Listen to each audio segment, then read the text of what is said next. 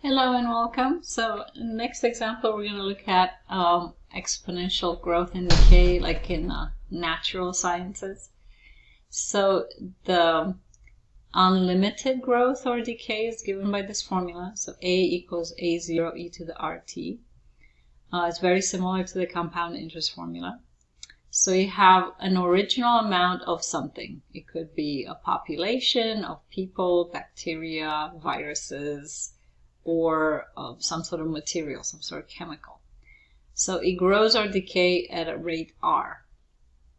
And this is often given in terms of a percentage, or that you want to change to a decimal. If R is positive, then it's going to grow. If R is negative, then it's going to decrease or decay. Right? And you're looking at a certain time t, and sometimes that's given in years, sometimes in minutes, in days, and seconds, depending on the problem. And then the final amount of that population or substance is A. Right? So let's look at an example. Chris is a researcher at the Center for Disease Control and Prevention. He's trying to understand the behavior of a new dangerous virus. Right? So exponential problems, crucial in understanding how coronavirus spread and how the vaccine is helping, level it or decay, decrease and stuff like that. This is basically the basic math behind how it spreads. He starts his experiment with 100 of the virus that grows at a rate of 25% per hour. He will check on the virus in 24 hours. How many viruses will he find? Okay?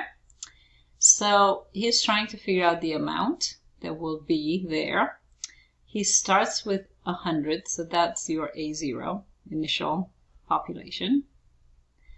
E to the, this is R, so R equals 0.25. Right, the virus is multiplying, so it's increasing. So we plugged in here. So initial one is 100, the R is 0.25, so it's like the amount is a function of time. So this is an exponential function, okay? So this number in front, the constant in front that's multiplying the base, this will always be the y-intercept or the initial amount. What do you start with at time equals 0, all right? So he will check on the virus in 24 hours. How many viruses will he find? So we're plugging in t equals 24. So the amount is going to be 100 e to the 0.25 times 24. We're going to do that in a calculator. Right, so 100 e to the parentheses 0.25 times 24 and 40,342.88. Because we're talking about individual viruses, we're going to round to the nearest whole number. So 4343.